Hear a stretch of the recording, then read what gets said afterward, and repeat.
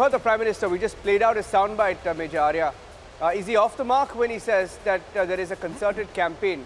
Because we have seen Major Arya, and ever since he's become the Prime Minister, looking back at one of the first controversies that was manufactured. I'm sorry to be blunt, but the word is manufactured. You saw that intolerance debate, and then there was an attempt to call India Lynchistan.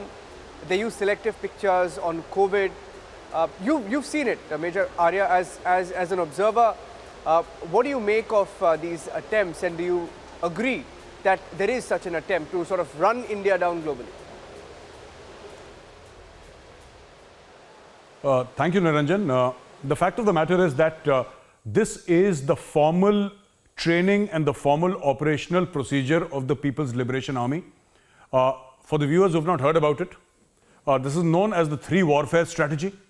And the three warfare strategy, as the name suggests, has three parts: psychological warfare, media warfare, and legal warfare. And this is something that the PLA practices in effect. They have war games, they have exercises around these three warfare strategies that they have.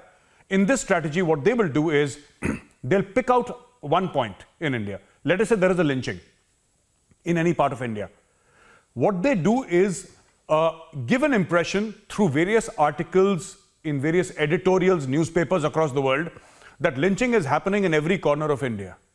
If there is an unfortunate incident in India, they blow it out of proportion. This is something that Pakistan has learnt from China. China was the one, the PLA was the one that gave birth to the three warfare strategy. Psychological warfare, media warfare, and legal warfare. And in psychological warfare, another part is also information warfare, which dovetails into media warfare also. So they use social media, they use media outlets throughout the world, and they try and defame India. And Niranjan, I'll tell you why they do it. I've been talking about this extensively wherever I go, and it is understood now, it's clear that this hybrid warfare or fifth generation warfare, the center of gravity of conflict, Niranjan, is no longer the enemy's army. The center of gravity of the conflict is the people of that country. So today, if China wants to wage war against India, it will engage with the Indian army along the line of actual control. It will engage with, with us economically. But at the same time, it will ensure that there is psychological warfare on the people of India. It will use the Confucius Institutes to spread rumors. It will use its assets in the West to spread rumors. And this is what China does. This is a documented war strategy of China, which is called the three warfare strategy, Niranjan. And yeah, and Major Arya, most recently, and we did this check recently, and it's on the back of a story that has been happening in the last couple of days in the election, election field of Uttar Pradesh. One of the biggest controversies of the talking points has been around this man, for example. His name is Tokir Raza, and he made a very controversial comment in a rally saying that Hindus will have no place to hide. He spoke about changing the map of India. Now, it's a horrible comment, the worst kind of comment where you have this leader, a cleric, talking about Hindu genocide. And on the other hand, you've seen large sections of the media latch on to what happened in Haridwar. What happened in Haridwar, what was said at the Dharam Sansad is wrong, should be punished, has been punished.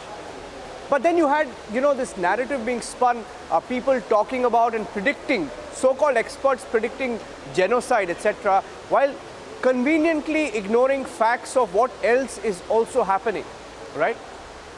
Major Arya? No, absolutely, Niranjan. The same thing happened with lynching. I mean, people of both religions were lynched. But you hear only one side of the story. You hear Haridwar, but you don't hear what the cleric said, about killing of Hindus and massacring of Hindus. Owaisi's brother made that comment that remove the police for 15 minutes and then we'll see what happens. So, you see, today, secularism has taken on a totally different meaning. And the meaning of secularism is that, you push one side of the narrative.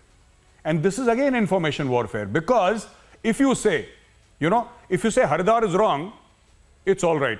But if you say both the parties are wrong, then you're branded communal. And nobody in India wants to be branded communal. So this is what you have to live with in this country, unfortunately, that people will say. If you say that the cleric the Muslim cleric was wrong when he spoke about genocide of Hindus, and you say at the same time that even Haridwar was wrong, both are wrong, you'll be immediately branded a communal element in this country.